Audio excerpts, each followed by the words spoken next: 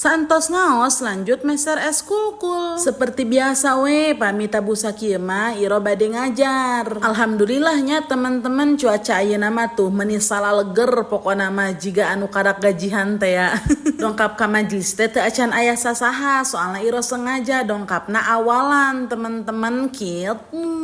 Sok aya dramana lamun ngaos teh tuh nepi ka iro gemes gitu tuh ditoel pipina.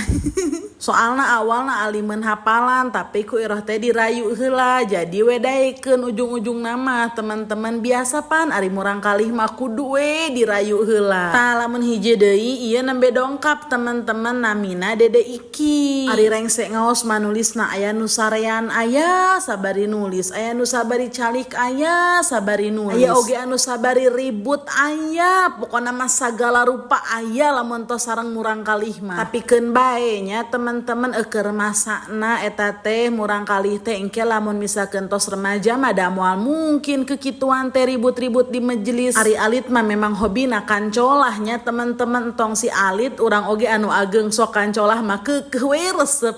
Tah di dieu teh gina teh nuju bacakeun lagu ka murang kalih teh. Ari anu tos rengse mah langsung uih aya anu ulin heula oge. Aku buat kamera cekrak 3 jari kananku 3 jari kiriku bersatu menjadi Tah kos kitu teman-teman laguna aya nu terang teu eta lagu anu dibacakeun teh bieu lagu naon. Pami aralit keneh mah teman-teman di piwarang hafalan oge tere pisan ngapalna. Ku sebab teu acan seueur pikiran merenya teu kos arurang kieu.